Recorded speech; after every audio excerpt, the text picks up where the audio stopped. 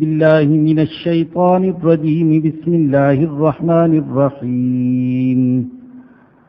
الحمد لله رب العالمين الرحمن الرحيم مالك يوم الدين إياك نعبد وإياك نستعين اهدنا الصراط المستقيم صراط الذين أنعمت عليهم غير المغضوب عليهم ولا الضالين.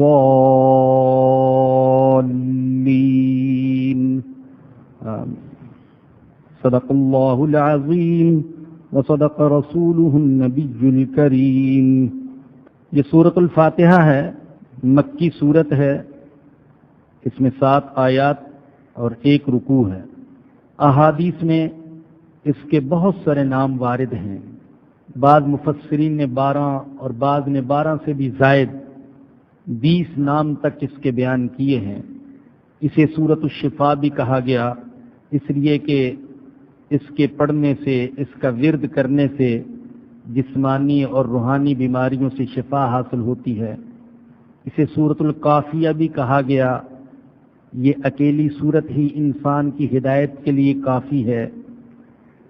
اسے سورۃ الصلاۃ بھی کہا گیا، نماز کی صورت، اس لیے کہ ہر نماز کی ہر رکعت میں یہ صورت پڑھی جاتی ہے. اسے سورۃ الحمد بھی کہا گیا، اس لیے کہ اس کا آغاز ہی الحمدللہ سے ہوتا ہے. اسے رقیہ بھی کہا گیا، تعویذ، دم. اس کے ذریعے سے بعض صحابہ اکرام نے دم بھی کیا، ہم بھی کر سکتے ہیں. اسے سورۃ الاساس بھی کہا گیا. یہ پورے قرآن کی بنیاد ہے، اساس ہے. اسے ام القرآن بھی کہا گیا.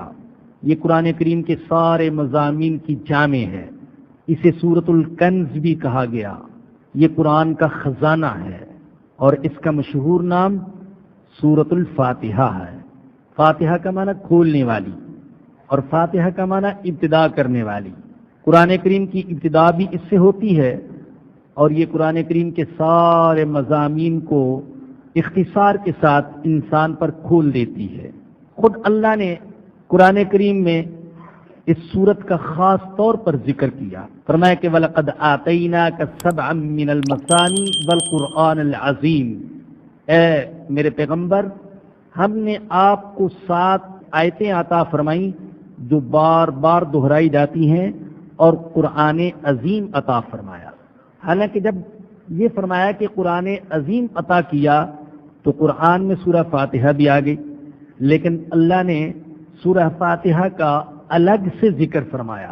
اس سے اندازہ لگایا جا سکتا ہے کہ خود رب العالمین کی نظر میں اس سورت کی کتنی عظمت اور کتنی اہمیت ہے. ترمذی شریف میں روایت ہے، حضرت ابی بن کعب رضی اللہ تعالی عنہ فرماتے ہیں، رسول اکرم صلی اللہ علیہ وسلم نے فرمایا، ما انزل اللہ فی التوراۃ ولا فی الانجیل مثل ام القرآن وہی 7 المثانی. فرمایا کہ اللہ نے سورۃ الفاتحہ جیسی سورت نہ تورات میں نازل فرمائی نہ انجیل میں نازل فرمائی. یہ ام القرآن بھی ہے، اور یہ وہ 7 آیتیں ہیں جنہیں بار بار دہرایا جاتا ہے. بخاری شریف میں روایت ہے، حضرت ابی سعید بن معلّہ رضی اللہ تعالی عنہ فرماتے ہیں کہ مجھے رسول اکرم صلی اللہ علیہ وسلم نے فرمایا، لَأُعَلِّمَنَّكَ سُورَةً هِيَ أَعْظَمُ السُّوَرِ فِي الْقُرْآنِ الحمد للہ رب العالمین هِيَ 7 المثانی والقرآن العظیم الذی اوتیتہ. مجھے فرمایا کہ اے ابی سعید، میں تجھے ایسی صورت سکھاؤں گا جو قرآن کریم کی سب سے بڑی صورت ہے، سب سے عظیم صورت ہے. اور وہ کون سی صورت؟ الحمد للہ رب العالمین. اس صورت کے اندر اللہ نے پورے قرآن کا خلاصہ بیان فرما دیا. علماء کہتے ہیں کہ قرآن کے بنیادی مضامین 3 ہیں، توحید، نبوت اور آخرت. اگر آپ اس सूरत का मुताला फरमाएं तो इसकी पहली 2 आयतों और चौथी आयत में तौहीद का जिक्र है। अल्हम्दुलिल्लाहि रब्बिल आलमीन अर्रहमानिर रहीम, ये भी तौहीद। इय्याका नअबुदु व इय्याका नस्तईन, ये भी तौहीद। और तीसरी आयत में क़यामत का जिक्र है, मालिक यौमिद्दीन।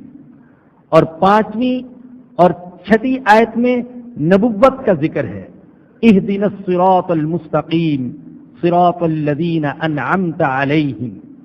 देखा जाए तो इस सूरत में अल्लाह की ज़ात का भी जिक्र है, अल्लाह की सिफात का भी जिक्र है, अल्लाह की हम्द का भी जिक्र है, आखिरत का भी जिक्र है, अल्लाह की इबादत का भी जिक्र है, अल्लाह से दुआ मांगने का भी जिक्र है, इस्तिआनत का भी जिक्र है, हिदायत का भी जिक्र है, सिरात मुस्तकीम का भी जिक्र है।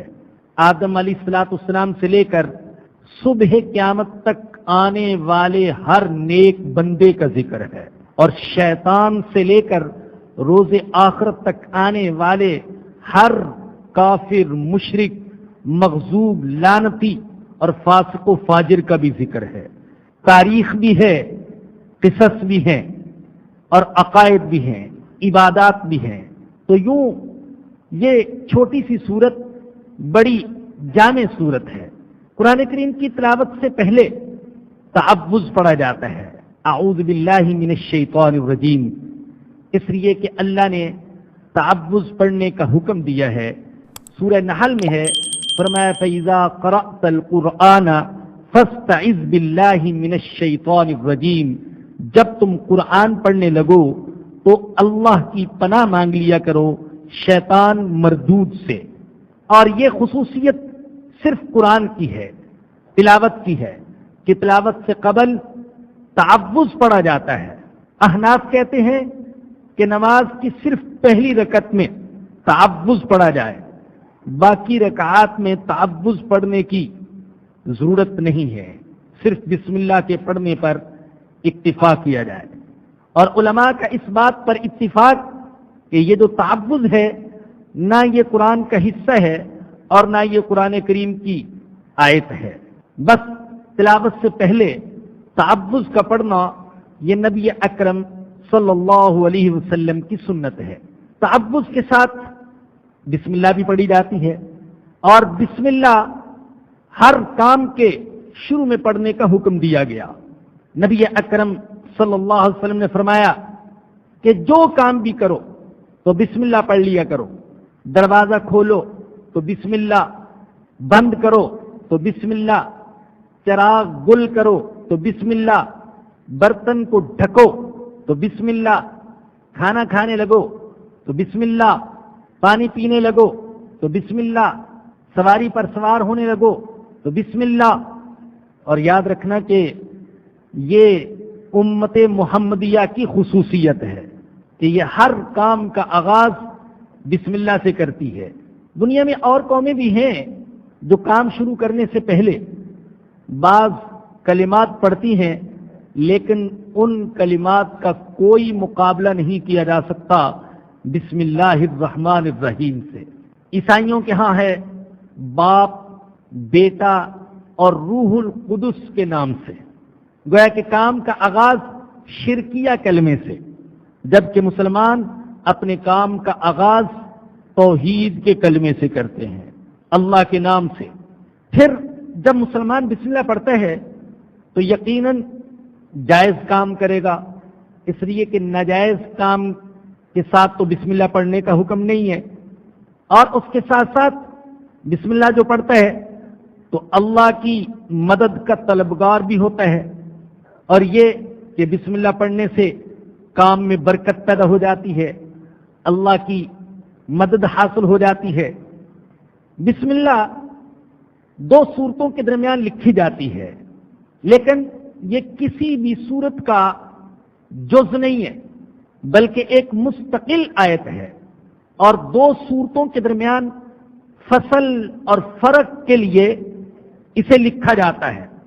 अलबत्ता सूरह नमल में ये एक मुस्तकिल आयत के तौर पर आई है, जब हज़रत सुलेमान अलैहिस्सलाम ने खत लिखा था اور اس میں تھا انہ من سلیمان و انہ بسم اللہ الرحمن الرحیم.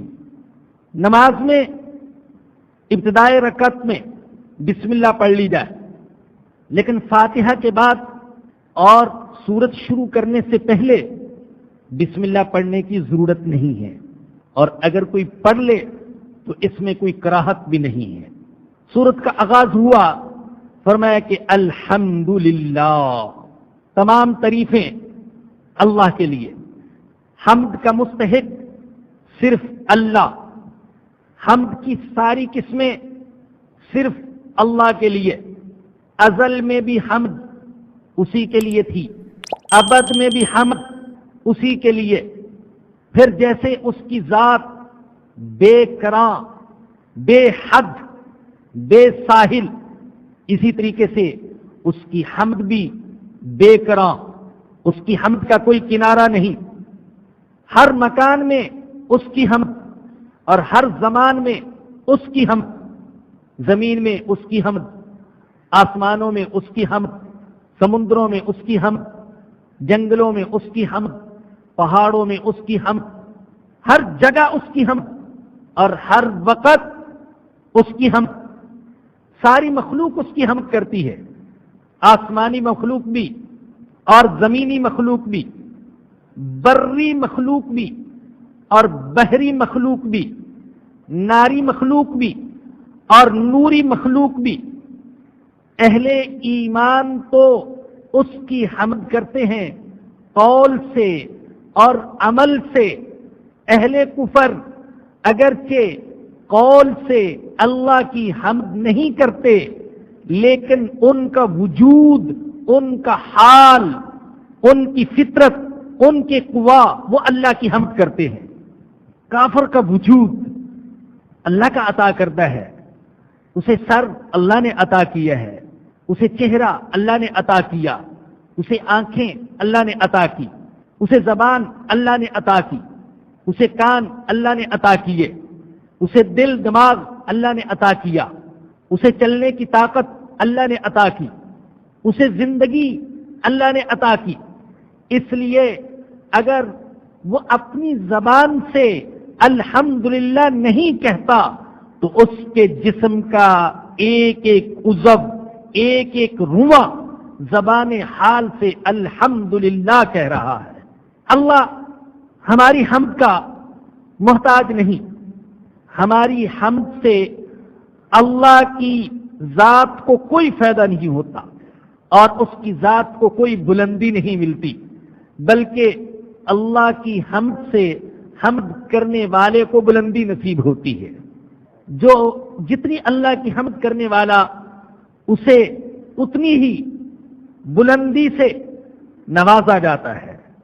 اور آپ جانتے ہیں کہ ہمارے آقا کا تو نام ہی محمد، احمد، حامد، محمود صلی اللہ علیہ وسلم، اور ہم آپ کے لیے جس مقام کی ہر اذان کے بعد دعا کرتے ہیں وہ مقام بھی مقام محمود. وَابْعَثْهُ مَقَامًا مَحْمُودًا، حمد والا مقام اللہ ہمارے نبی کو عطا فرمانا. قرآن کریم میں تقریباً 17 آیات میں حمید کی صفت آئی کہ اللہ قابل تعریف ہے، اور 11 جگہ حمید کے ساتھ غنی بھی آیا ہے، اور غنی کا معنی بے پرواہ. وہ حمید ہے، قابل تعریف ہے، لیکن کسی کی تعریف کا محتاج نہیں ہے اور کسی کی تعریف کی پرواہ نہیں کرتا. اگر اس کائنات میں کوئی ایک انسان بھی اس کی تعریف نہ کرے تب بھی تعریف اس کے لیے ہے، اور اس کی شان میں کوئی نقص نہیں آتا. اور اگر سارے کے سارے اس کی تعریف کریں تو پھر اس کی ذات میں کوئی کمال، کوئی مزید کمال پیدا نہیں ہوتا. جب کوئی نہ تھا تب بھی وہ حمید تھا، اور جب کوئی نہیں رہے گا تب بھی وہ حمید ہوگا، قابل تعریف. وَاعْلَمُوا أَنَّ اللَّهَ غَنِيٌّ حمید. الحمدللہ، تمام تعریفیں اللہ کے لیے۔ اللہ اس میں ذات ہے، یہ فارسی کے خدا اور انگریزی کے گاڈ کی طرح نہیں ہے کہ جس کا اطلاق اوروں پر بھی ہو سکتا ہے۔ اللہ کا اطلاق اس کی ذات کے سوا کسی پر نہیں ہو سکتا۔ رب العالمین، تمام تعریفیں اللہ کے لیے جو تمام جہانوں کا رب، تمام جہانوں کا پروردگار، تمام جہانوں کا مالک، ہر چیز میں اس کا تصرف چلتا ہے، اس کا اختیار چلتا ہے، ہر چیز اس کی ملکیت۔ اور رب کا معنی اہل لغت نے لکھا ہے انشاء الشیء حالا فحالا الی حد التمام، کسی چیز کو لمحہ بلمحہ، درجہ بدرجہ ترقی دینا، پالنا، یہاں تک کہ کمال تک پہنچا دینا۔ اللہ پانی کے ایک گندے قطرے کو ترقی دیتا ہے اور ترقی دیتے دیتے جیتے جاگتے انسان کی صورت میں پیدا کر دیتا ہے۔ اسی قطرے میں اور اسی قطرے سے اللہ ایک علامہ کو، ایک محدث کو، ایک مفسر کو، ایک دائی کو، ایک مجاہد کو، ایک ذکی اور ذہین انسان کو پیدا کر دیتا ہے۔ اللہ ایک بیج کی پرورش کرتا ہے، مٹی کی تاریکی میں پڑا ہوا بیج، اللہ اسے ترقی دیتا ہے، اس کی پرورش کرتا ہے، یہاں تک کہ اسے درخت کی صورت میں لے آتا ہے، سایہ دینے والا درخت اور پھل دینے والا درخت۔ اس دنیا کو بھی تو اسی نے ترقی دی۔ دنیا کا آغاز پانی سے ہوا اور خشکی کے ایک ٹکڑے سے ہوا، اور اللہ نے دنیا کو یہاں تک پہنچا دیا۔ یہ دنیا ترقی پذیر ہے، دن بدن ترقی کر رہی ہے۔ بہت سی چیزیں جن سے آج سے 200 سال کا پہلے کا انسان ناواقف تھا، آج ان سے واقف، اور ہو سکتا ہے کہ آج سے 100 سال بعد جو چیزیں آنے والی ہیں وہ ہمارے تصور بھی نہ ہو۔ وہ رب ہے، اور رب ہے عالمین کا، رب العالمین۔ عالمین عالم کی جمع، اور عالم کا معنی ہے ما یعلم بہ الشیء، جس کے ذریعے سے کسی چیز کو جانا جاتا ہے۔ کہا گیا کہ انسان جب اس عالم میں غور و فکر کرتا ہے تو اللہ کو جان لیتا ہے، اللہ کو پہچان لیتا ہے۔ کسی نے نباتات میں غور و فکر کیا، اللہ کو جان لیا۔ کسی نے سمندروں میں غور و فکر کیا، اللہ کو جان لیا۔ کسی نے سورج اور چاند کی رفتار میں غور و فکر کیا، اللہ کو جان لیا۔ کسی نے حیوانوں میں غور و فکر کیا، اللہ کو جان لیا۔ امام شافعی رحمۃ اللہ علیہ نے کہا، میں نے اللہ کی قدرت شہتوت کے درخت سے پہچانی، اللہ کو پہچانا شہتوت کے درخت سے۔ شہتوت کا درخت ہرن کھاتا ہے تو مشک پیدا ہوتا ہے، اور ریشم کا کیڑا کھاتا ہے تو ریشم پیدا ہوتا ہے، اور گائے بکری کھاتی ہیں تو دودھ پیدا ہوتا ہے۔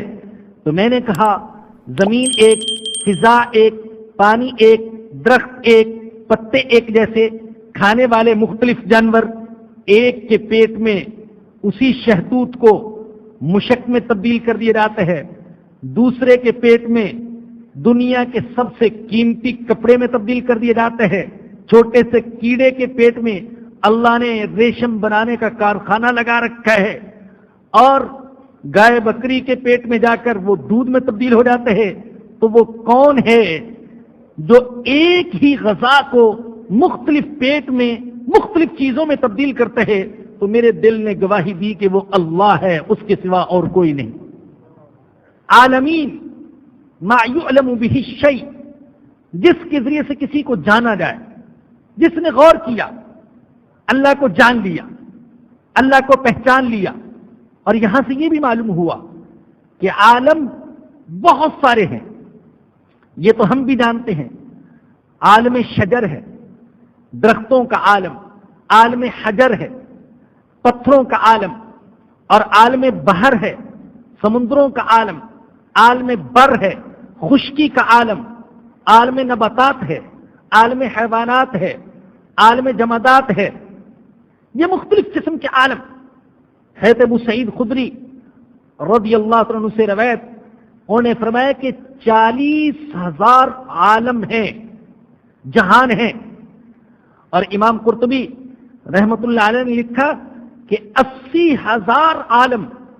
آج سے پہلے کا انسان جب یہ 40,000 اور 80,000 عالم کے الفاظ سنتا تھا تو اسے تعجب ہوتا تھا، لیکن آج کے انسان نے جب دنیا کا کونا کونا چھان مارا اور فضاؤں میں پہنچا اور سمندروں میں پہنچا اور افلاک پر کمندیں ڈالی، تو آج کے انسان نے گواہی دی کہ عالم تو بے شمار ہیں، 80,000 سے بھی زیادہ ایسے عالم جہاں تک ابھی انسان کی رسائی نہیں ہو سکی ہے. اور اللہ کہتا ہے کہ میں سارے عالمین کا رب ہوں، سب کی پرورش میں کر رہا ہوں، سب کو میں پال رہا ہوں. مچھلیوں کو میں، کیڑوں مکوڑوں کو میں، درندوں کو میں، پرندوں کو میں، انسانوں کو میں پال رہا ہوں. جتنی غذا انسان کھاتے ہیں اتنی غذا سے لاکھوں گنا، کروڑوں گنا زیادہ غذا دوسرے حیوان کھاتے ہیں. اور انسان تو غذا کے لیے 2 وقت کی روٹی کے لیے مارا مارا پھر رہا، ذخیرے کر رہا ہے، بینکوں میں جمع کر رہا ہے، بڑے بڑے اسٹور بنا رکھے. اور حیوانوں کے پاس، پرندوں کے پاس کوئی اسٹور نہیں، کوئی بینک نہیں، کوئی خزانہ نہیں، لیکن اللہ ان کو ہر روز غذا دے رہا ہے. اللہ کہہ رہے ہیں میں پال رہا ہوں، الحمدللہ رب العالمین. پھر ہر ایک کی غذا مختلف، رینگنے والے کیڑوں کی غذا اور، اڑنے والے پرندوں کی غذا اور، جنگل میں رہنے والے درندوں کی غذا اور، انسان کی غذا اور. سب کو ان کی ضرورت اور چاہت کے مطابق غذا دینے والا اللہ. پتھر میں، پتھر کے سینے میں ایک کیڑا جو پل رہا ہے اسے غذا دینے والا اللہ. آگ کے اندر جو کیڑے ہیں انہیں غذا دینے والا اللہ. بند انڈا ہے، نہ کھڑکی نہ دروازہ، نہ ہوا کا گزر، نہ غذا کی رسائی. کون ہے جو اس بند انڈے میں ایک زندہ جیتے جاگتے جانور کی پرورش کر رہا؟ کون ہے جو ایک خاص وقت میں اس چھوٹے سے چوزے کو اشارہ کرتا ہے، چاہے وہ مرغی کا چوزا ہو اور چاہے وہ چڑیا کا چھوٹا سا بچہ ہو؟ کون ہے جو ایک خاص وقت میں اسے اشارہ کرتا ہے کہ اب چونچ مارو اور خول توڑ کر باہر آ جاؤ؟ کنگرو کا نام آپ نے سنا ہوگا، آسٹریلیا میں پائے جانے والا جانور. کہا جاتا ہے کہ یہ بکسے سے کنگرو مادہ 3 بچوں کو جنم دیتی ہے اور تینوں بچے دودھ پی رہے ہوتے ہیں اور ان کی عمروں میں 5-6 مہینے کا فرق. ایک بچہ وہ ہے جس کو زیادہ چربی والے دودھ کی ضرورت، دوسرا بچہ وہ ہے جس کو کم چربی والے دودھ کی ضرورت، اور تیسرا نومولود بچہ وہ ہے جس کو بالکل ہلکے دودھ کی ضرورت. اللہ نے کنگرو مادہ میں جو پستان لگائے، ہر ایک بچے کے لیے نپل الگ، پستان الگ، اور تینوں کے لیے الگ الگ قسم کا دودھ ایک پیٹ سے نکل رہا ہے. وہ کون ہے؟ 1.5 سال کا بچہ ہے، اس کی صلاحیت کے مطابق دودھ نکل رہا ہے. سال کا بچہ ہے اس کی ضرورت کے مطابق، اور 6 مہینے کا بچہ ہے تو اس کی ضرورت کے مطابق.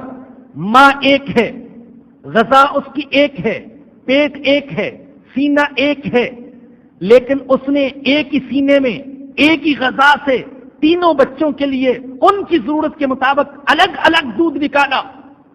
کیا یہ کنگرو مادہ نے خود کیا؟ کیا کسی انسان نے کیا؟ نہیں، اس نے کیا.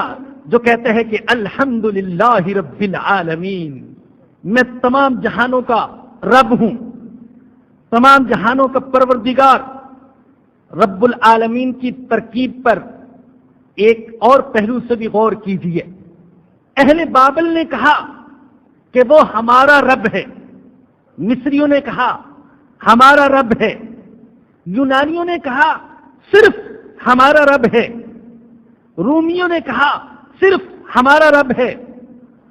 عربوں میں سے ہر قبیلے نے الگ الگ اپنا معبود بنا رکھا تھا۔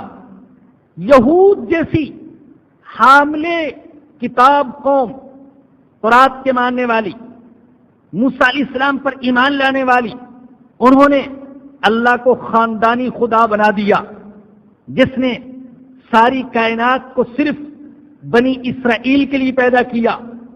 عیسائیوں نے کہا وہ تین میں سے تیسرا ہے۔ ہندوؤں نے اللہ کو لاکھوں اوتاروں میں تقسیم کر دیا۔ ایرانیوں نے کہا خیر کا خالق اور شر کا خالق اور، ایک کو اہرمن کہا، ایک کو یزدان کہا، لیکن قرآن کہتا ہے نہیں، وہ ایک ہے اور سب کا رب ہے۔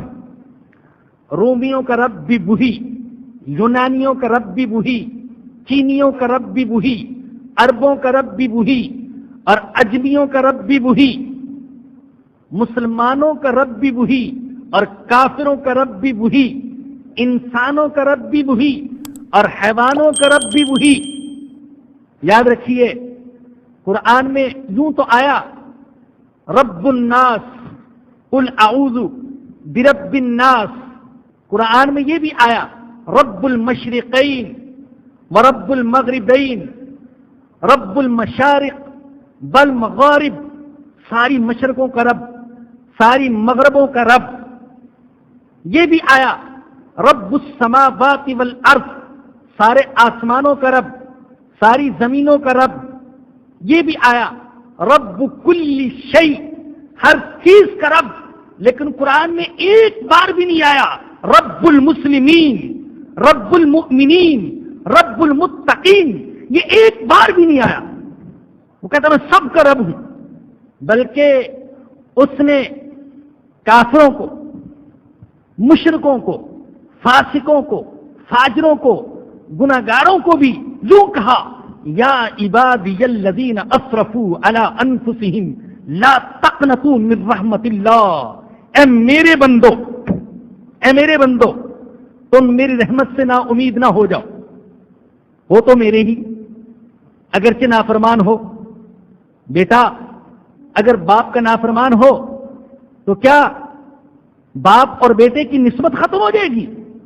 اللہ کہتا نہیں، یہ تو ہو سکتا ہے، یہ تو ہو سکتا ہے کہ باپ تنگ آ کر بیٹے کو آگ کر دے، نسبت ختم کرنا چاہے، لیکن میں تیری زندگی کی آخری سانس تک نسبت ختم نہیں کرتا، میں تیرا رب ہوں اور تجھے پکارتا ہوں، آ لا تقنطوا من رحمت اللہ ان اللہ یغفر الذنوب جميعا انہ هو الغفور الرحیم۔ الحمدللہ رب العالمین، تمام تعریفیں اللہ کے لیے جو سارے عالموں کا رب، سارے جہانوں کا رب، الرحمن الرحیم، بے حد مہربان، بے انتہا رحم کرنے والا۔ اس کائنات میں جو چیز سب سے زیادہ کار فرما ہے وہ رحمت ہے۔ ربوبیت کا انحصار بھی رحمت پر ہے۔ قرآن کریم میں الرحمن یہ صفت 57 بار آئی ہے اور الرحیم 95 بار آیا ہے، دونوں مبالغے کے سیغے۔ الرحمن کا معنی بھی بہت زیادہ مہربان، الرحیم کا معنی بھی بہت زیادہ رحم کرنے والا۔ بعض علماء نے دونوں میں فرق یہ بیان کیا کہ رحمان وہ ہے جو رحمت کی صفت کے ساتھ متصف ہے، اور رحیم وہ ہے جس سے رحمت کا فعل صادر ہو رہا ہے. اور بعد نے کہا کہ رحمان کا لفظ اس کی رحمت کے عموم پر دلالت کرتا ہے اور رحیم کا لفظ اس کی رحمت کے خصوص پر دلالت کرتا ہے. وہ رحمان ہے مومن اور کافر، عالم اور جاہل، عابد اور فاسق و فاجر، سب کے لیے. اور قیامت کے دن وہ رحیم ہوگا صرف مومنوں کے لیے. الرحمن الرحیم. اور امام ابن کثیر رحمۃ اللہ علیہ نے حضرت عبداللہ بن مبارک رحمۃ اللہ علیہ کا قول نقل کیا. انہوں نے اپنے انداز میں فرق کیا. فرماتے ہیں فرق یہ ہے، الرحمن اذا سئل اعطى والرحیم اذا لم يسأل یغضب. رحمان وہ ہوتا ہے جس سے جب سوال کیا جائے تو دیتا ہے، اور رحیم وہ ہوتا ہے جس سے سوال نہ کیا جائے تو ناراض ہو جاتا ہے. ہم تو مائل بکرم ہیں، کوئی سائل ہی نہیں، راہ دکھلائیں کسے، راہ روے منزل ہی نہیں. ناراض ہو جاتے ہیں، کیوں نہیں مانتے. اس عالم کی تخلیق اس کی رحمت ہے، یہ ہوا کی حرکت اس کی رحمت، یہ سورج کی روشنی اس کی رحمت، چاند کی چاندنی اس کی رحمت، یہ شب اور روز کا نظام اس کی رحمت، یہ بارش کا برسنا اس کی رحمت، یہ نباتات کی روئیدگی اس کی رحمت، یہ رزق حلال اس کی رحمت، یہ کالے رنگ کے جانور کے پیٹ میں سے گوبر اور خون کے درمیان میں سے صاف شفاف سفید غذا بخش طاقتور دودھ نکالنا، یہ اس کی رحمت. وحی کا نزول اس کی رحمت، انبیاء کا سلسلہ اس کی رحمت، اور محمد الرسول اللہ صلی اللہ علیہ وسلم کی آمد اس کی رحمت، سراپا رحمت. اللہ نے کہا وما ارسلناک الا رحمتا للعالمین. ہم نے آپ کو عالمین کے لیے رحمت بنا کے بھیجا. اللہ نے کہا میں ہوں رب العالمین اور میرے حبیب آپ ہیں رحمت للعالمین، جہانوں کے لیے رحمت. یہ عبادات کا نظام اس کی رحمت، یہ رکوع اور سجدے کی توفیق اس کی رحمت، یہ قرآن اس کی رحمت، قرآن کی تلاوت اس کی رحمت. اس کے رحمان اور رحیم ہونے کی قسم، میرا قرآن کو ہاتھ لگانا یہ اس کی رحمت کا نتیجہ، میرا سنانا اس کی رحمت، آپ کا سننا اس کی رحمت. اگر اس کی رحمت نہ ہوتی نہ میں سنا سکتا نہ آپ سن سکتے. یہ اس کی رحمت. وہ گناہوں پر فوراً نہیں پکڑتا، یہ اس کی رحمت. وہ 70 سال کے شرابی زانی چور ڈاکو کو 2 آنسو بہانے سے معاف کر دیتے ہیں، یہ اس کی رحمت. اس لیے کہ وہ کہتے ہیں میں الرحمن الرحیم ہوں. مالک یوم الدین، جزا کے دن کا مالک. مالک وہ ہوتے جسے ہر اختیار جو چاہے تصرف کر سکتے، اور مالک وہ جسے اختیار چاہے بخش دے چاہے سزا دے. مسلم کی حدیث ہے، نبی اکرم صلی اللہ علیہ وسلم نے فرمایا لا مالک الا اللہ، اللہ کے سوا کوئی مالک نہیں. انسان دھوکے کا شکار ہو جاتا ہے. یا ایھا الانسان ما غرک بربک الکریم الذی خلقک فسواک فعدلک فی ای صورت ما شاء رکبک. کم عقل ہے، ناقص العقل ہے، بے وقوف ہے، دھوکے کا شکار ہو جاتا ہے. ڈرامے کے سٹیج پر اس کو بادشاہ بنا دیا جائے تو اپنے آپ کو واقعی بادشاہ سمجھنے لگتا ہے. اور یاد رکھیے کچھ ڈرامے تو چھوٹے سے حال میں ہوتے ہیں اور کچھ ڈرامے اس دنیا کے سٹیج پر ہوتے ہیں. یہ جو بڑے بڑے بادشاہ ہیں، ڈرامہ ہو رہا ہے، لیکن اپنے آپ کو حقیقی بادشاہ سمجھ رہے ہیں. کوئی اپنے آپ کو فیکٹری کا مالک، کوئی کارخانے کا مالک، کوئی زمینوں کا مالک، کوئی دولت کا مالک، اور اللہ کہتا ہے نہیں، میرے سوا کوئی نہیں. ایک وقت آئے گا جب کچھ نہیں رہے گا تو پھر اللہ پوچھے گا لمن الملک اليوم، آج بادشاہی کس کی ہے، آج ملکیت کس کی ہے؟ کوئی جواب دینے والا نہ ہوگا، اور اللہ خود جواب دیں گے للہ الواحد القہار. ایک اللہ کی بادشاہی، ملکیت اس کی. انسان کو دھوکہ ہو جاتا ہے، اپنے آپ کو مالک سمجھنے لگتا ہے. مسلمان کا عقیدہ وہ مالک ہے اور خود مختار مالک. اگر کسی کو بخشنا چاہے تو اسے کوئی روک نہیں سکتا، اور کسی کو سزا دینا چاہے تو اسے مجبور نہیں کوئی کر سکتا. نہ بخشنے پر مجبور کر سکتا ہے، نہ سزا دینے پر مجبور کر سکتا ہے. وہ خود مختار ہے. بعض قوموں نے خدا کو مجبور بنا کر پیش کیا. ہندوؤں کا عقیدہ جو کرم کا عقیدہ، مکافات عمل کا عقیدہ، اس کے مطابق ہر انسان مجبور ہے، اور اللہ مجبور ہے کہ وہ خطابار کو معاف نہیں کر سکتا. جس نے پہلے جنم میں گناہ کیے، دوسرے جنم میں اس کو سزا ملے گی. عجیب بات یہ کہ گناہ اس جسم نے کیے، ان ہاتھوں نے کیے، ان آنکھوں نے کیے، اس چہرے نے کیے، اس سر نے کیے، ان ٹانگوں نے کیے، اور سزا دوسرے اعضاء کو ملے گی. بتلائیے یہ عدل کی بات ہے یا قرآن کی بات؟ عدل کی بات. قرآن کہتے انہی ہاتھوں کو سزا ملے گی، انہی پیروں کو سزا ملے گی جنہوں نے گناہ کیے تھے، دوسرے ہاتھوں اور دوسرے پیروں کو نہیں.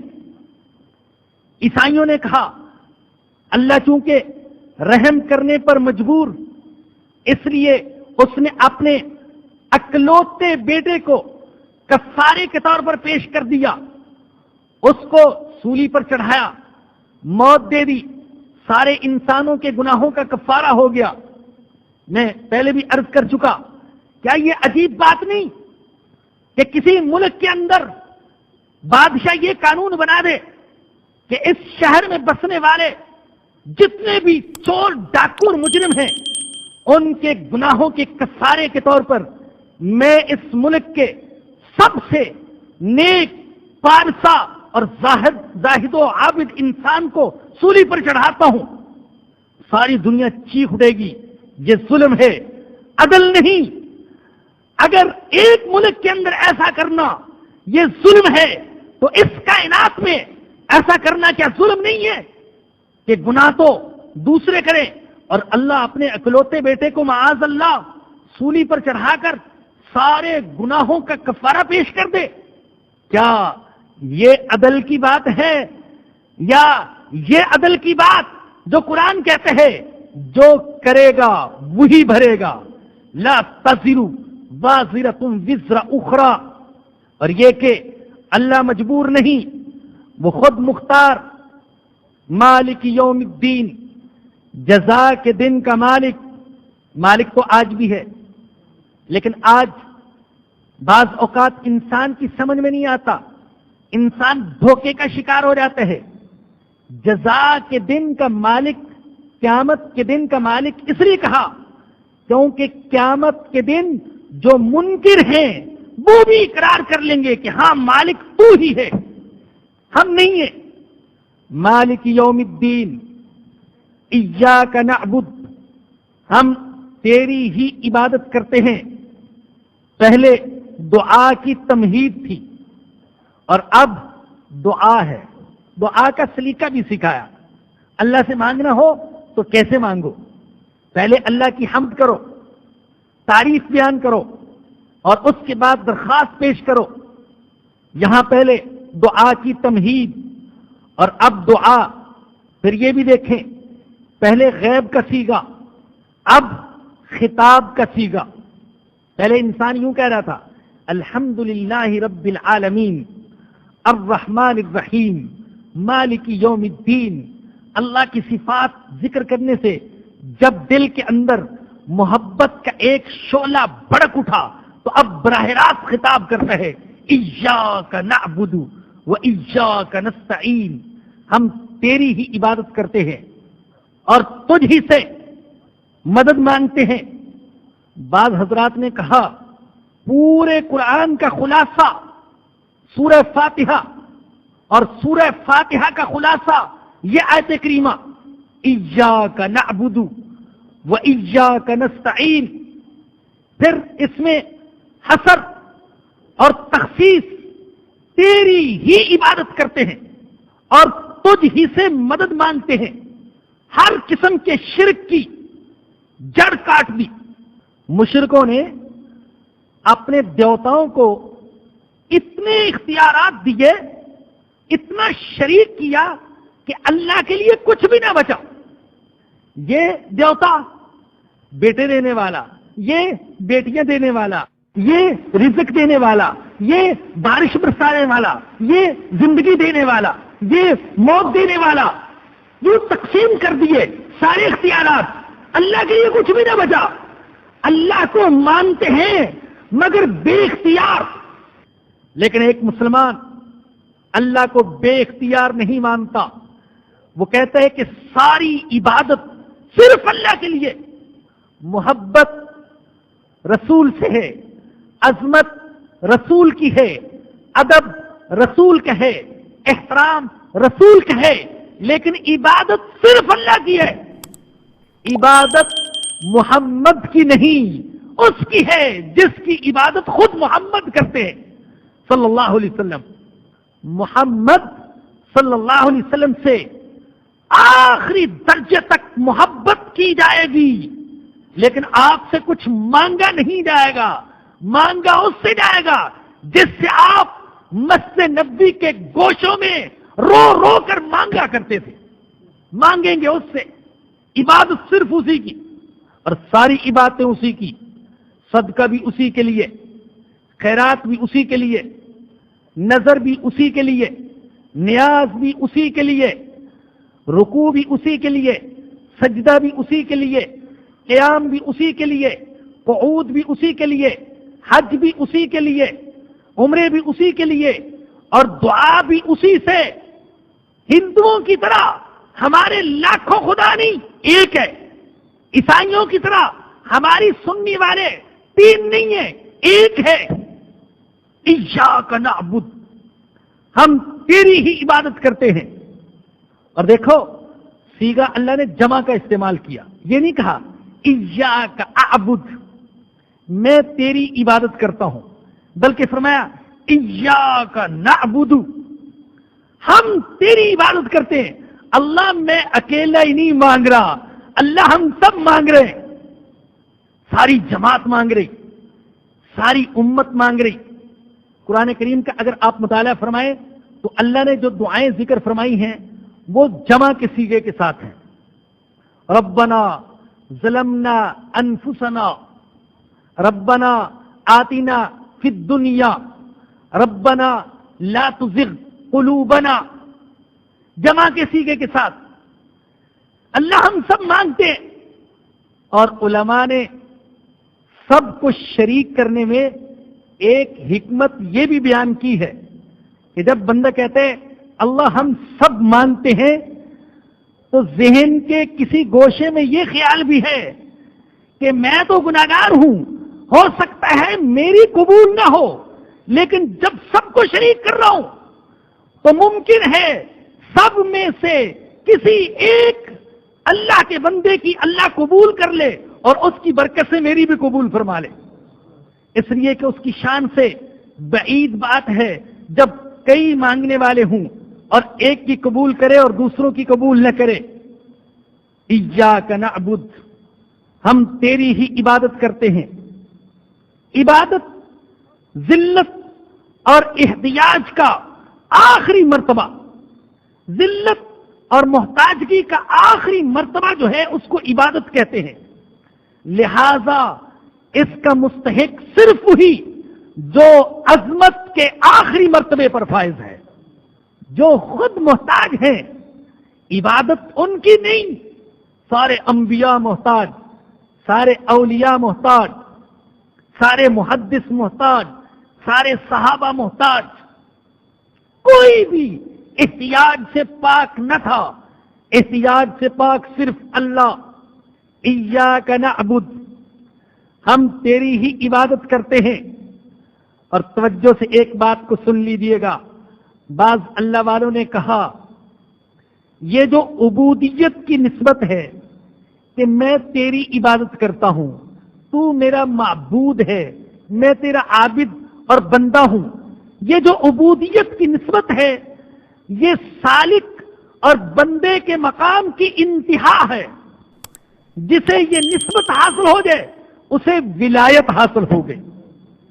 یہ نسبت، بندگی کی نسبت، بندہ ہونے کی نسبت، عبادت کی نسبت، اس کے ساتھ ایاک نعبد و ایاک نستعین، اور ہم تجھ ہی سے مدد طلب کرتے ہیں۔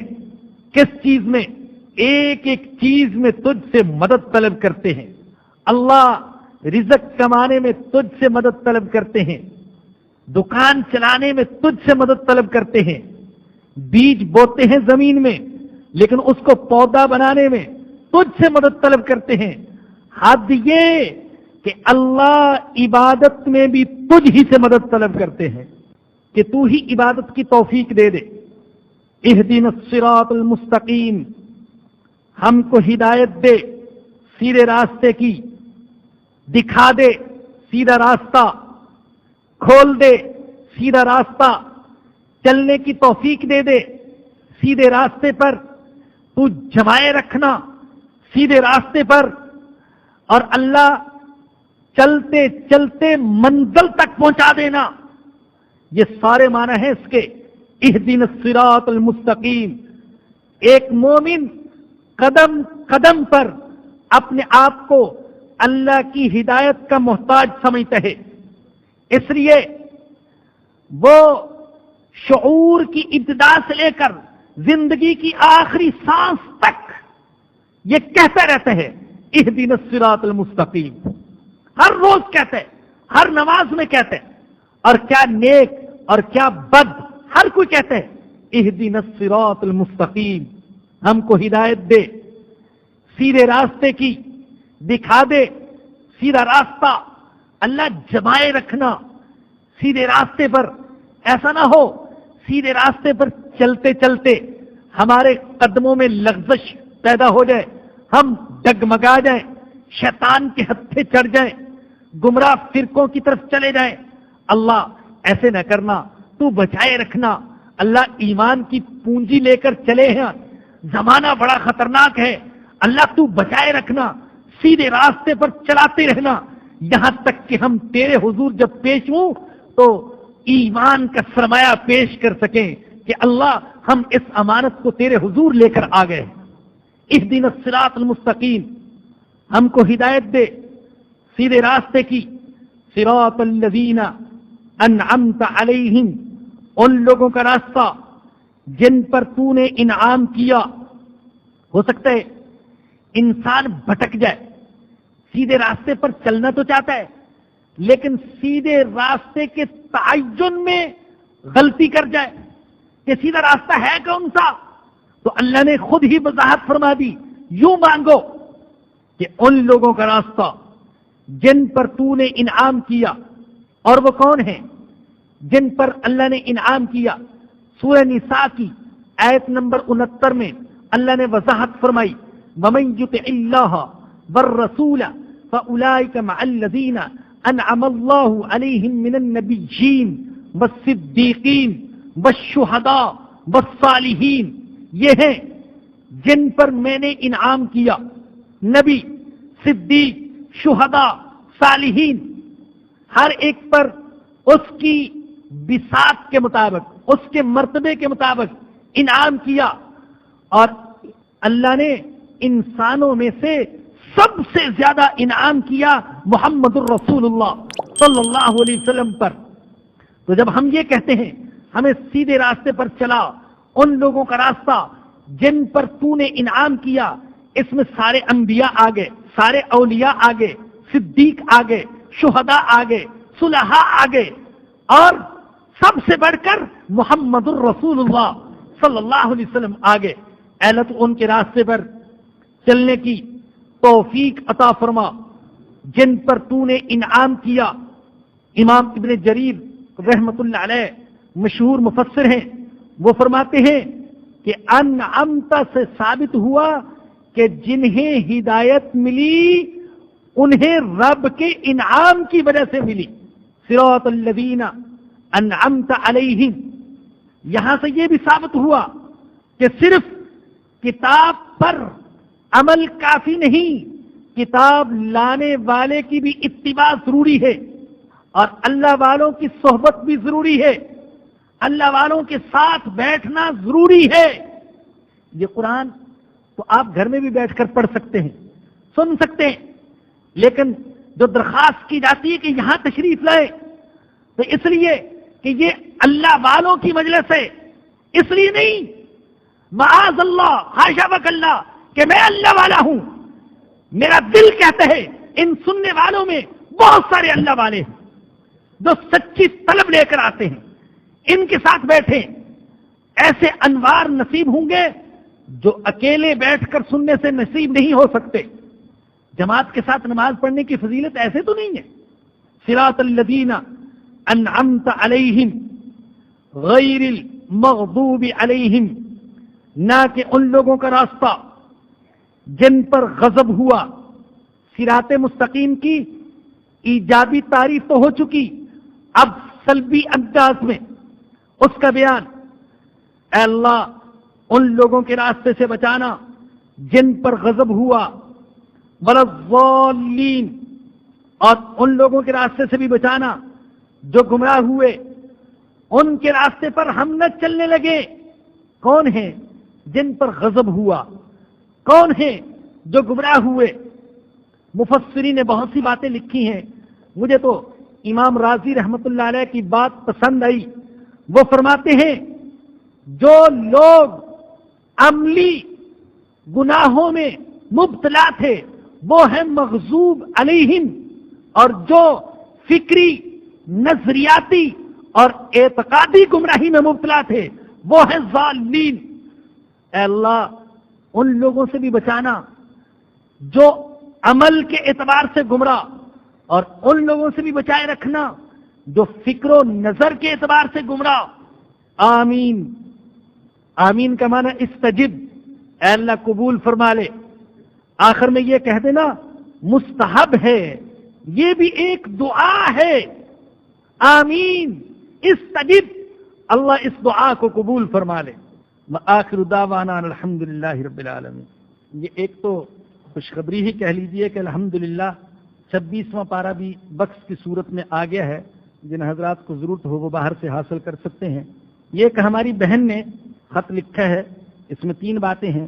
پہلی بات تو پردے سے متعلق ہے، اور میں نے درس کی انتظامیہ کو مطلع کر دیا کہ چونکہ خواتین زیادہ ہو گئیں تو پردے کا خاص اہتمام کیا جائے تاکہ دروازے میں بیٹھنے والی جو خواتین ہیں وہ بے پردہ نہ ہوں۔ دوسری بات انہوں نے جو لکھی ہے، کئی حضرات اور بھی پوچھتے رہتے ہیں، اس لیے پڑھ کر سنا دیتا ہوں۔ الہدا انٹرنیشنل کا فتنہ، جیسا کہ اس میں پڑھی لکھی دیندار عورتیں بھی مبتلا ہو رہی ہیں، تکلیف کا باعث ہے۔ آپ جیسا مناسب سمجھے رسالہ شائع کر دے، یا ضرب مومن میں یا خواتین کے اسلام میں رہنمائی فرما دیجیے۔ تو میری درخواست یہ ہے، اس موضوع پر بازار میں کتابیں موجود ہیں۔ میری جو سوچ ہے وہ یہ کہ کام کا جواب کام سے دینا چاہیے۔ اگر وہ غلط انداز میں قرآن کی اشاعت کر رہی ہیں یا غلط تفسیر بیان کرتی ہیں تو ہم پر لازم ہے کہ ہم بجائے تنقید کرنے کے اور بجائے فتویٰ بازی میں پڑھنے کے، ہم قرآن کریم کی صحیح تفسیر بیان کریں اور درس قرآن کے زیادہ سے زیادہ حلقے قائم کریں۔ جب انشاءاللہ حقیقت لوگوں کے سامنے آئے گی تو غلط تفسیروں سے اور غلط مفسروں سے وہ خود ہی دور ہو جائیں گے۔ اور آخر میں یہ فرماتی ہیں، تیسری بات انہوں نے یہ کہی کہ دعا کیجئے کہ تا حیات میرا کوئی درس ایسا نہ ہو کہ میں نہ سن سکوں. ہمیشہ ہمیشہ درس کی شرکت کی حاضری کی دعا فرما دیجئے. میں صرف آپ کے لیے نہیں سب کے لیے دعا کرتا ہوں کہ اللہ پاک آپ میں سے کسی کا بھی درس ناغا نہ ہونے دے. بلکہ درخواست کرتا ہوں کہ عہد کیجیے، ارادہ کیجیے، عزم کیجیے، ہفتے میں ایک دن 1 گھنٹہ اللہ کی کتاب کے لیے ضرور نکالیے.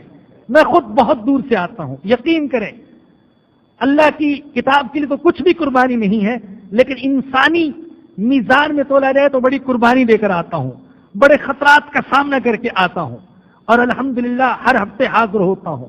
آپ بھی عزم کیجئے کہ انشاءاللہ جو 25 پارے رہ گئے ہیں وہ ضرور سنیں گے. ارادہ ہے نا بھی انشاءاللہ. اللہ سب کو توفیق عطا فرمائے.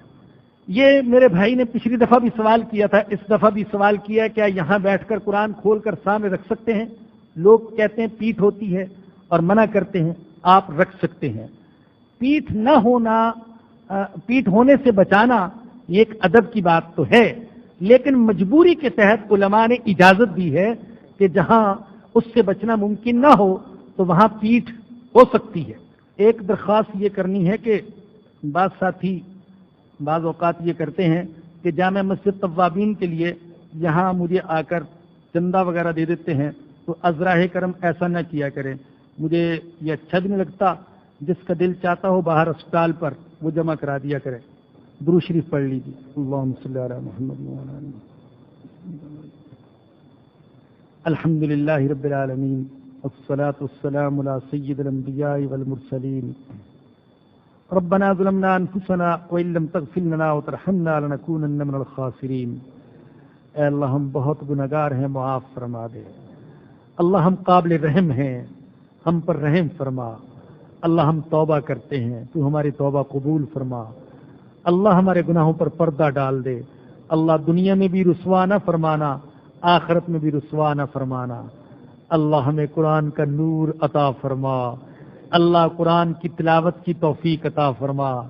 قرآن سمجھنے کی توفیق عطا فرما، پڑھنے کی توفیق عطا فرما، پڑھانے کی توفیق عطا فرما. پوری دنیا تک قرآن کے پیغام کو پہنچانے کی توفیق عطا فرما. اللہ عمل کی توفیق عطا فرما. اللہ دنیا پیاسی ہے، روحانی اعتبار سے پیاسی ہے، اور ان کی پیاس کا علاج ایمان اور قرآن کے سوا کچھ نہیں. اللہ ہمیں توفیق دے کہ تیری کتاب مقدس کے پیغام کو دنیا کے کونے کونے تک پہنچا دے. اللہ تو توفیق دے دے. اللہ ہم اس قابل نہیں. اللہ تو چاہے تو کیڑوں مکوڑوں سے کام لے سکتے ہیں. اللہ پرندوں سے کام لے سکتے ہیں. اللہ درندوں سے کام لے سکتے ہیں. اللہ ہم تو تیرے نبی کے گنہگار امتی ہیں. اللہ تو ہمیں اپنی کتاب مقدس کی خدمت کے لیے قبول فرما لے. اللہ تو قبول فرما لے. اللہ تو قبول فرما لے. اللہ اخلاص نصیب فرما دے. اللہ وہ اوصاف، وہ صلاحیتیں عطا فرما دے جو تیری کتاب مقدس کے لیے ضروری ہیں. اللہ قرآن کی سچی محبت عطا فرما دے. اللہ ہمیں ہماری نسلوں کو قرآن سے محروم نہ فرمانا، قرآن کی خدمت سے محروم نہ فرمانا. اللہ قرآن کو ہماری زندگی کا ساتھی بنا. اللہ قبر کا ساتھی بنا. اللہ حشر کا ساتھی بنا. اللہ جنت کا ساتھی بنا. اللہ ہم نے سورۃ الفاتحہ سے آغاز کر دیا. اللہ تکمیل کی توفیق تو عطا فرما دے. اللہ تو توفیق عطا فرما دے. اللہ سنانے والے کو بھی توفیق عطا فرما دے، سننے والوں کو بھی توفیق عطا فرما دے. اللہ جو اپنے مصروفیات میں سے وقت نکال کر مرد اور خواتین اس درس میں شرکت کے لیے آتے ہیں، اے اللہ ان کے آنے کو قبول فرما لے. اللہ قدم قدم پر نیکیاں عطا فرما. اللہ جو لوگ اس پیغام کو پھیلانے میں لگے ہوئے ہیں، اللہ ان کے پھیلانے کو قبول فرما. اللہ ان کے رزق میں برکت عطا فرما، ان کی زندگی میں برکت عطا فرما. اللہ اخلاص کے ساتھ، اللہ تیری رضا کے جذبے کے ساتھ سننے اور سنانے کی توفیق عطا فرما دے. یا اللہ جن بیماروں کے لیے کہا گیا، یا اللہ ان کو شفا عطا فرما. جن کے لیے نہیں کہا جا سکا، اے اللہ ان کو بھی شفا عطا فرما. یا اللہ جو ہسپتالوں میں ہیں ان کو بھی شفا عطا فرما. یا اللہ ہم سب کے کاروبار میں، رزق میں، زندگی میں برکت عطا فرما. اللہ اللہ ہم سب کی پریشانیوں کو دور فرما، ہم میں سے جن کے والدین فوت ہو گئے ان کی مغفرت فرما، ان کے گناہوں کو معاف فرما، نیکیوں کو قبول فرما، اللہ خاتمہ ایمان پر فرمانا، اللہ قیامت کے دن نبی اکرم صلی اللہ علیہ وسلم کی شفاعت نصیب فرمانا۔ ربنا آتنا فی الدنیا حسنۃ وفی الآخرۃ حسنۃ وقنا عذاب النار۔ ربنا تقبل منا انک انت السمیع العلیم وتب علینا انک انت التواب الرحیم۔ صلی اللہ تعالی علی رسولہ وخیر خلقہ سیدنا ومولانا محمد وآلہ وصحبہ واہل بیتہ اجمعین، آمین برحمتک یا ارحم الراحمین۔ یہ سورۃ الفاتحہ کی جو کیسٹ ہے اس کو خاص طور پر سارے ساتھی عام کرنے کی کوشش فرمائیں، انشاءاللہ اگلی دفعہ یہ یہاں پر دستیاب ہوگی۔